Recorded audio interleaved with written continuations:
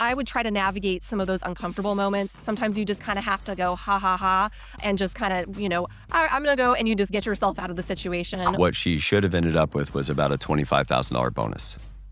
And what she got was a $25 bonus. Oh, gosh.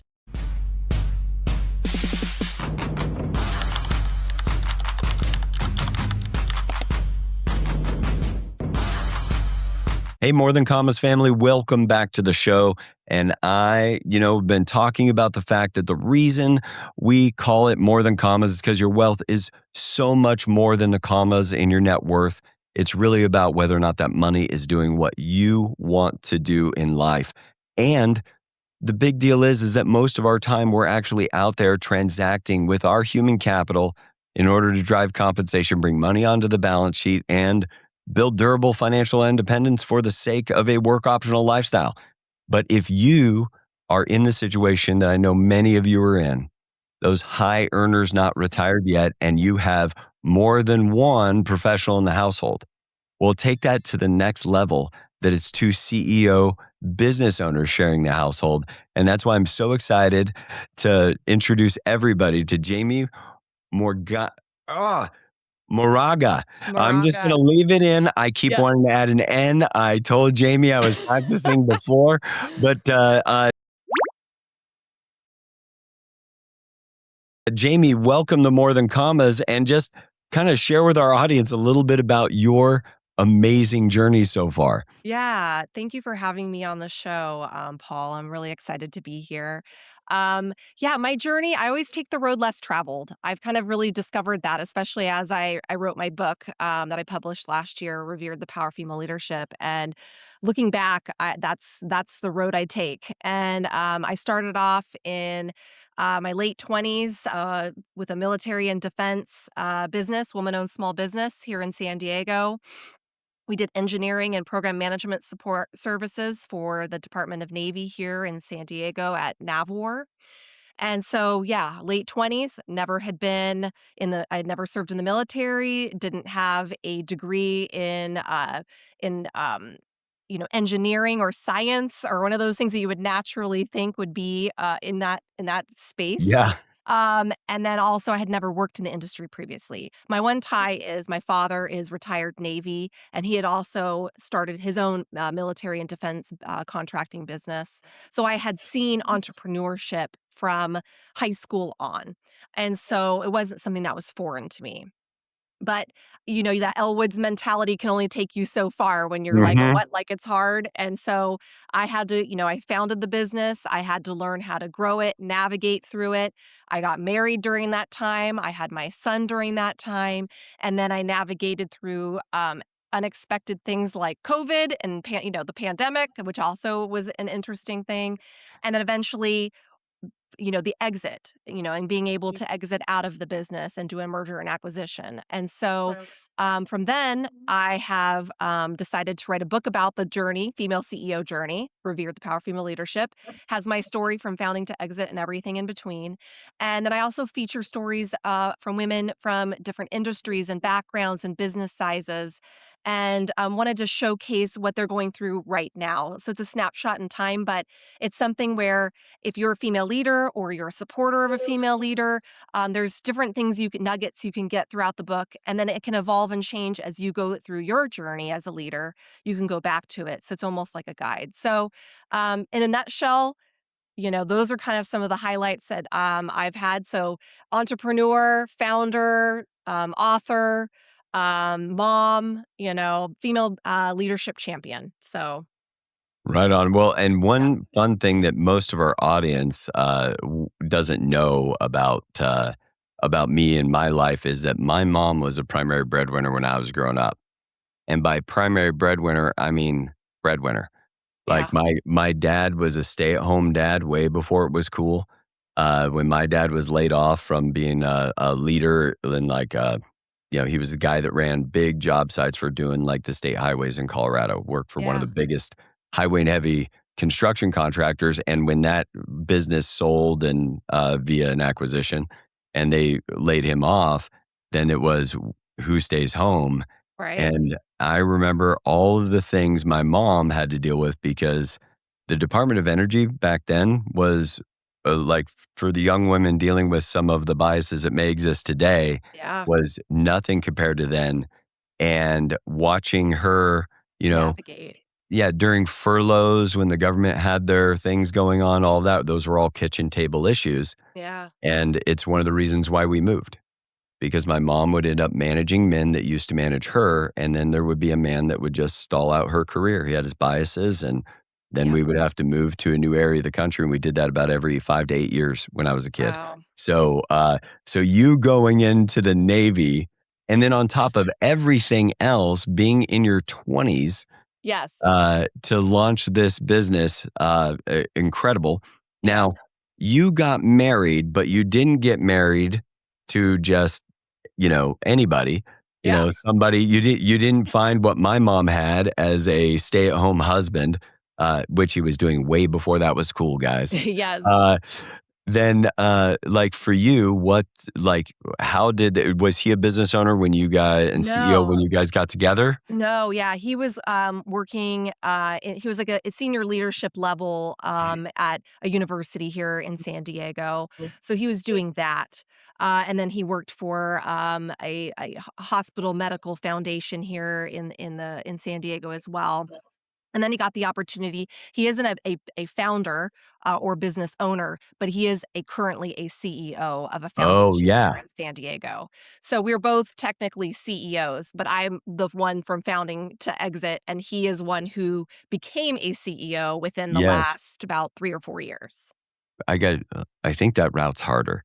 Like, at Yes. least at least when you found your business with no employees, no nothing, nobody Yes. judging you, you're CEO at least immediately versus the grind you have to go through and being vetted by so many Yeah, people for someone to say, "You can be the chief executive of a business that of an somebody else established. built." Yes. Yes.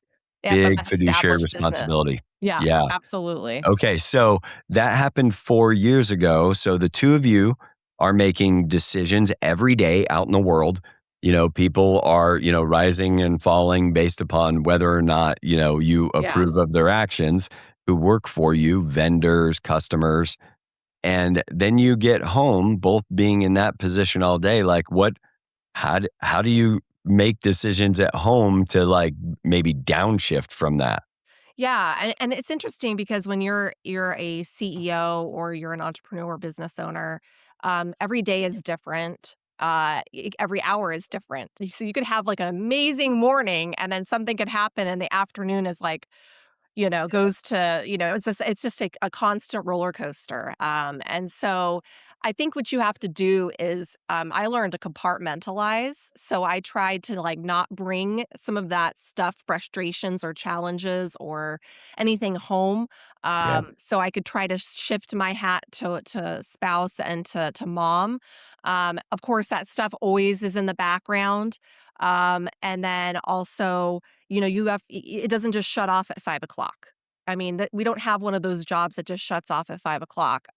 It would be nice if we had that, but the reality is, you've got a business, you've got employees, you've got clients, and things happen at all different times. And so you have to kind of bob and weave, and be able to navigate through all of that. So a lot of it is just understanding and patience and I've been there, he's been there, and if he has to go, excuse himself from the dinner table to take a phone call, I completely get it, Yeah. or if we're on vacation and one of us needs to go do a Zoom call, it's not ideal, but it's part of the job. And so a Yeah. lot of it is just is the give and take. Or if there's an event that's at night and our son needs to go somewhere, it's time management and hey, in 2 weeks, can you take Jack to school today because I've got to be at a 7 a.m., industry breakfast. And so it's just and then if both of us at the same time don't have the flexibility, then you have to call in your community, whether that is my parents or our, a friend that, we're carpooling if they're in the same sport or in the same school. And you just sit there and you kind of you utilize your community. So a lot of it is just really being organized, time management, and communication. Yeah. Yeah, well, boy, and that communication breaks down. I I remember I was listening to a talk from, many people may know him, John Maxwell, years ago.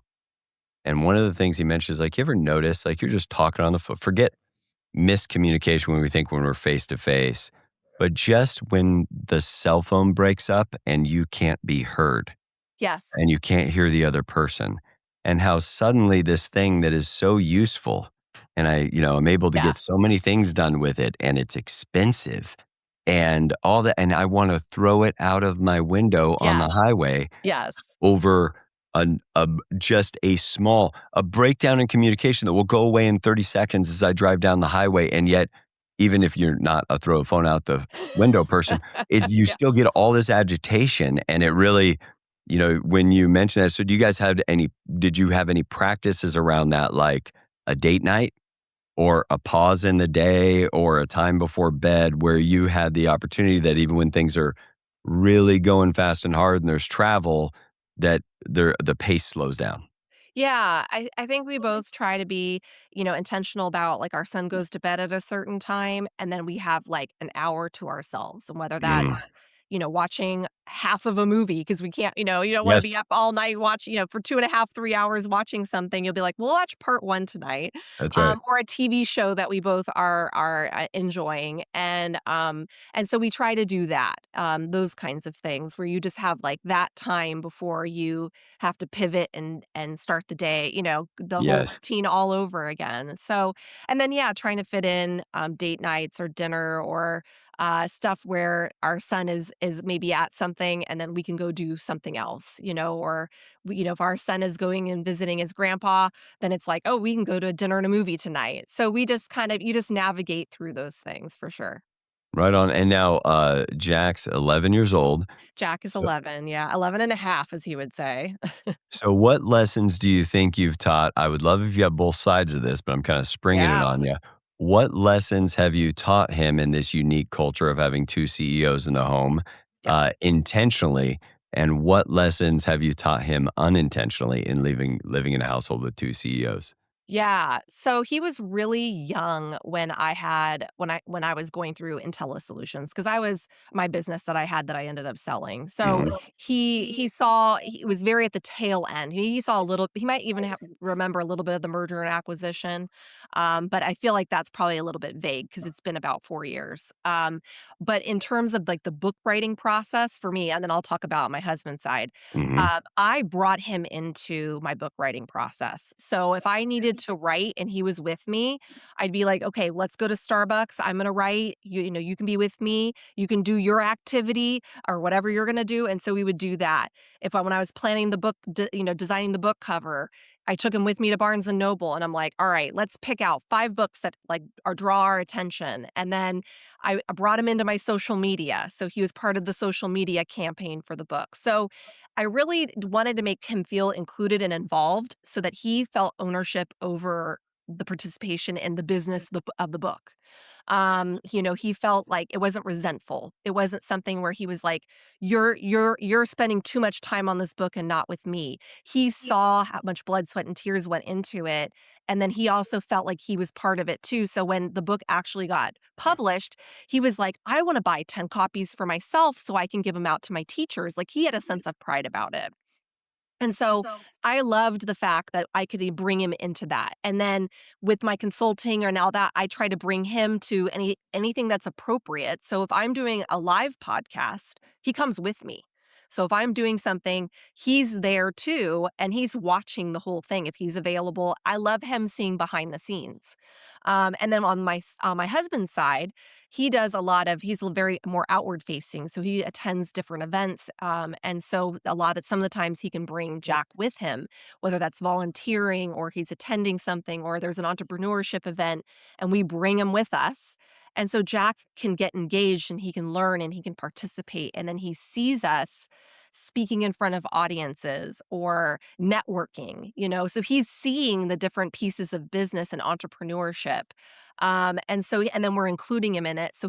We never want to feel like he feels resentful towards the fact that we do a lot of work and we're engaged and involved a lot. But we also are very intentional about making sure we're present for his school activities, making sure we're there for his sporting events. And so that's the other part about being two CEOs is the flexibility and how, we may be taking Zoom calls at 8 o'clock at night, but we may be able to carve out from 3 to 5 to go to one of his games or to Yes. participate or go to one of his school events. So, it's that give and take, and we just kind of learn to bob and weave accordingly.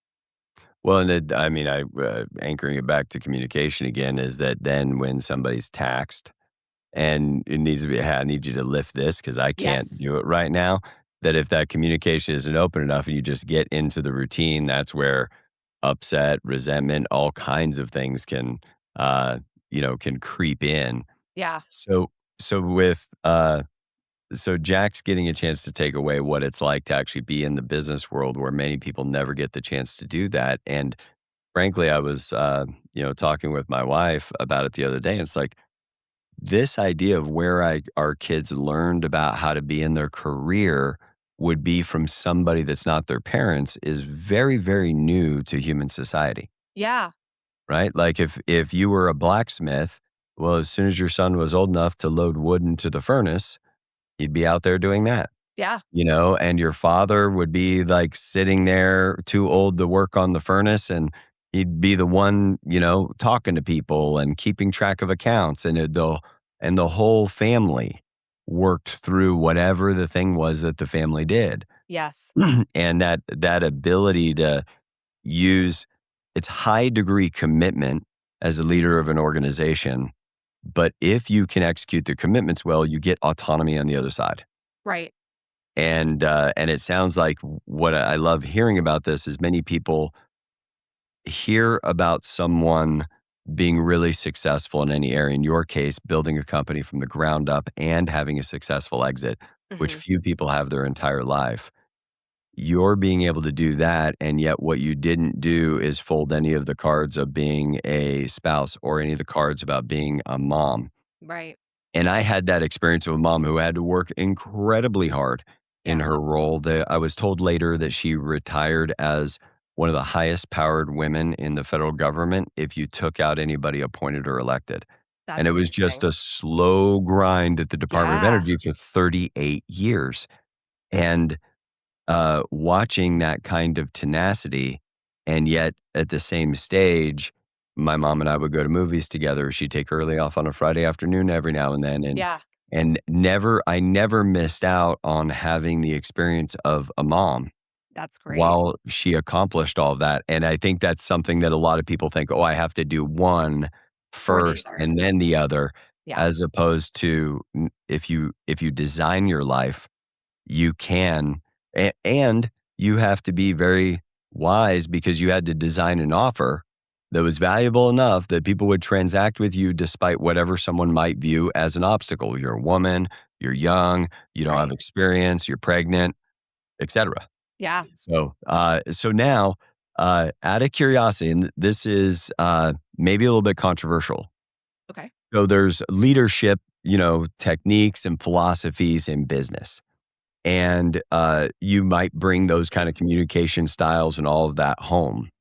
Do you think, net, like, are the leadership principles you use at work totally applicable on the home life, or do some of them you have to filter out before they come home and interface with the spouse and child in this case? Yeah.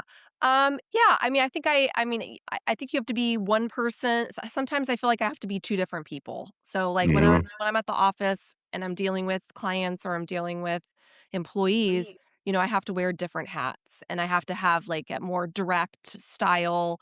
And I feel like um I have to, when I'm at home, I can be strict but at the same time I'm a little bit softer. I'm Yes. a little bit softer with how I try to handle things. At least I try. Yes. I try. There's some times where it was like, I probably could have handled that better. But I think it's just also dependent on like what's going on in the background of work or other deadlines or something. And, you may be like Jack could just be like trying to negotiate time on the iPad a little bit too long and you're like, okay, I'm done. Yes. I'm done. We're done negotiating. Yes. And so the patience level gets really taxed sometimes. But I try to be I mean, I try to wear different hats in both situations, but the through line for me is always trying to be kind and genuine and open, not changing that piece of myself. So I know that before, women felt like they had to be a certain way if they were a CEO or a Mhm. leader. And I never wanted to feel like I needed to be that kind of person. So I always stuck with, being more on the kind, open, friendly, genuine side. And, sometimes people can see that as, well, I could take advantage of her. She's too nice. But at the same time, I realize I can see that. And then I sit there and go, okay, I file that away. And then I either don't work with that person anymore, or, you sit there and you figure out how to maneuver through those things. So, yeah, I mean, I feel like I can be different when I need to be, but I feel like I'm still the same person as well. So I don't know about you, but it sounded like there's some joy in it. If you had that experience where somebody underassesses your capacity Yeah. early in the relationship, and then you don't say anything and Yeah. you plod along and kind of walking alongside them and whatever, and then all of a sudden they see what you're capable of, Yeah. and it's like it's such a satisfying feeling, Yeah. and watching the Exactly. relationship change and all Yeah, and I that. dealt with that a lot early in my career, especially when I started my business in my late 20s in the male dominated industry. It was like, well, we'll see if you're around in a year. And I just was like, all right, well, I'm just going to keep, plugging away and I'm going to show you I'm going to be here more than a Yes. year. And then you have the naysayers about, doing your merger and acquisition like, oh, I don't know if you're going to be able to do this. And I'm sitting there going, well, yeah, I'm going to show you. And, and that's a driver. Sometimes that's just a driver for you. It's a Yep. motivator. So I take those kinds of things. And at the time, it's a little bit like, all right. But then I sit there and go, okay, well, I'm just going to show them that they're wrong. And Yep. then I do. So, So I got into this industry at 18, oh, trying wow. to go out and tell people what they should do with their money.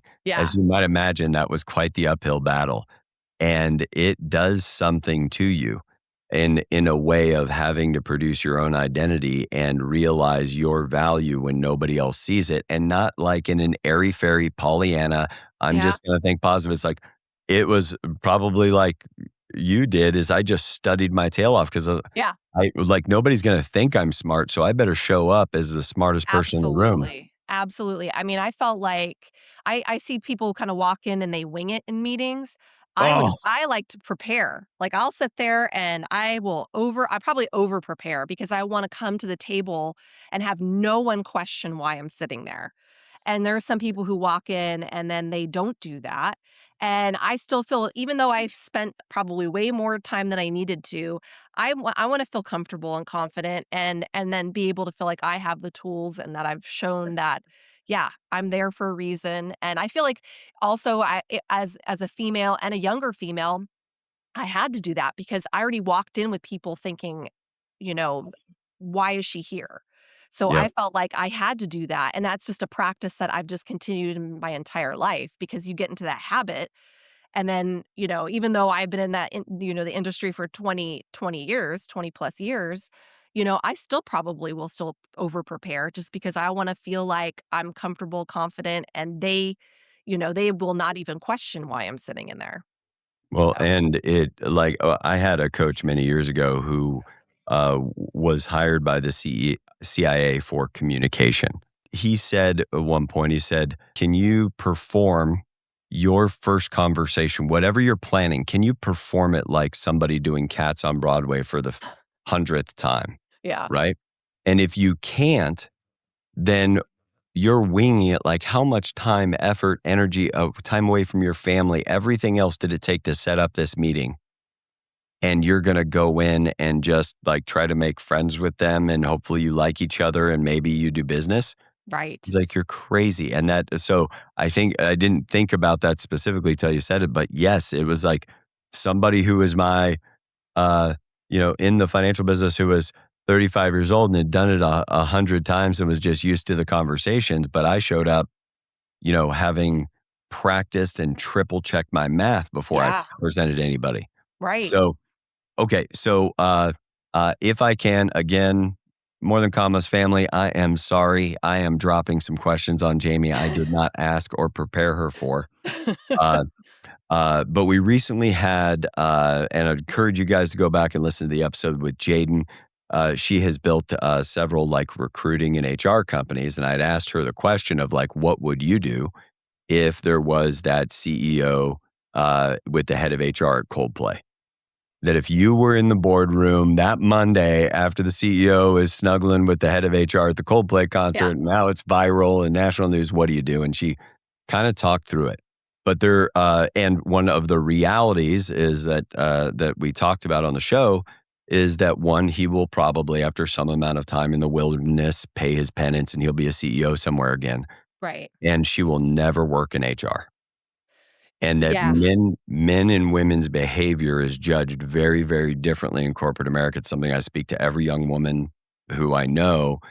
Uh, but I mean, it's everybody watching on YouTube anyway will know you are a beautiful woman and you were in a wildly male dominated environment. mhm. If you would be so kind, how did you navigate this male dominated environment, military male dominated environment, as a young, attractive woman building a business? Yeah, I feel like,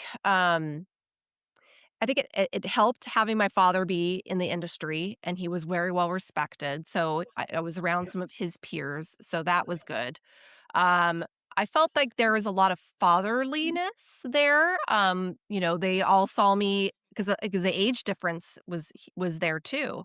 There was not a lot of young females out there like myself at the time in that industry, and there weren't a lot of young males either. They were more, as I called, seasoned men, and Mhm. for the most part, I dealt with a lot of them were more they wanted to help. Mm. They wanted to be supportive, and so I was grateful for that, and I think I also put myself into situations where I was never really alone with someone. So whether if we met at a restaurant or if we met at in a business in an office, it was always around other people. So I never really got myself into a potentially awkward You situation. you made sure to control the environment, Yeah, I and tried to that's control the environment whether I realized it or not.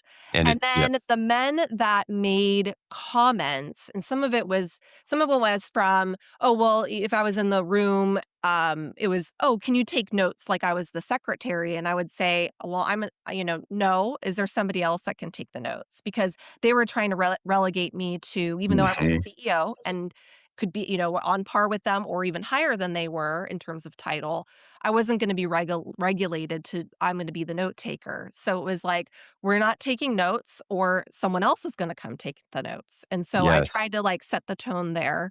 But then sometimes it was like, there would be the comments of, "Oh, are you somebody's wife or hot girlfriend?" And so there was always kind of back in the day, the military always kind of had a very different sense of humor. And so, A you did get little into dark. yeah, a little bit on the pushing the envelope side sometimes. Yes. It's gotten better, but, um, I would try to navigate some of those uncomfortable moments. Sometimes you just kinda have to go, "Ha, ha, ha," and just kinda, I'm gonna go," and you just get yourself out of the situation, Yep. or you remember that those people made those kinds of comments, and you're like, "Okay, I don't need to work with this person, or I need to separate myself from this person because obviously they're trying to make comments that I'm not comfortable with." And so, yeah, but I mean, I would say I just kinda had to delicately it was a situation by situation type of thing. Well, and I think that that's something that doesn't happen often enough nowadays, like, so one story my mom went through is every time you get off and get to an elevator, the little sign that says take the stairs? Yes. So early on in the federal government, there was a program where you could suggest like ordinances that should be present in across all federal buildings. That sign used to be on the inside of all the elevators. Very Hmm. subtle thing, right? Yeah. But she was the one that says, no, it needs to be on the outside because if anybody's panicking trying to get out of a building, they're never you've already got them in the elevator. Like very simple, Yeah. right? Yeah. She got the what she should have ended up with was about a $25,000 bonus, Yeah. and what she got was a $25 bonus Oh gosh. because her, boss at the time took the credit for all of it. And what I see, this is just my observation, I am no expert, but what I see when I see women in business who are really successful and sustainably successful Mhm. is that, 1, they always control the environment, Yes. and they put themselves in a position where there are there are times that it makes a ton of sense to fight something that's unjust. Mhm. But what I watched my mom do for a decade is much like what I just heard you do, and I'm is like when one of those, football players is, they're running into each other, but sometimes what you need to do is just swim past that person, and it's where you Yeah. reach your arm over and it crosses kind of the other side of their head, and you literally push them backward behind you, Yeah. and that's what I watched my mom do with all these people that were high cost, got in the way of her career. She didn't stand there and yell for 5 or 10 more years, "I would be Right. promoted if it weren't for this person." Yeah, She build have instead said, resentment. Yeah.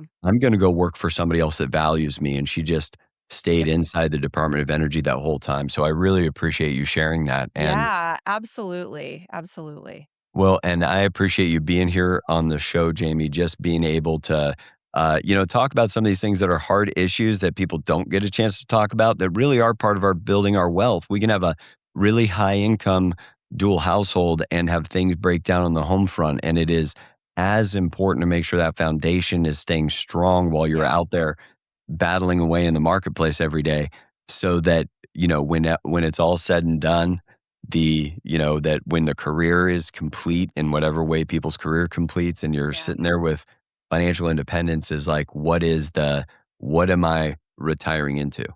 And, Yeah, and I feel like and a friend told me this in the very beginning, and I've always kept at the very beginning of my career, and I've always kept that in the back of my mind. This is even before I got married and I had Jack. It's not gonna say best CEO on your tombstone. mhm, And I sat there and was like, because 'cause I'm sitting there like, when I was single, I was working like a crazy person because 'cause you're yes, building the business and you're like, "Well, I'm just me."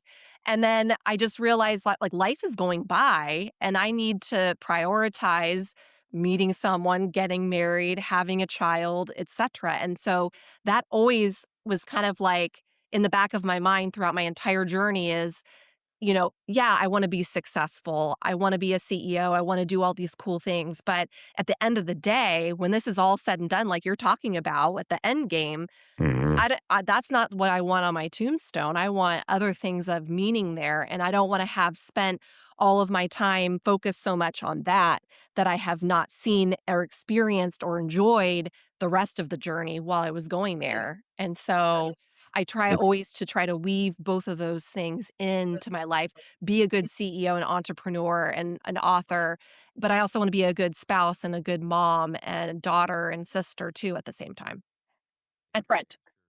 you made sure your wealth is more than commas, Jamie, and I'm so glad you could join us today. Everybody out there, I hope you enjoyed today's episode, and I hope you get out there and get back to living a great life.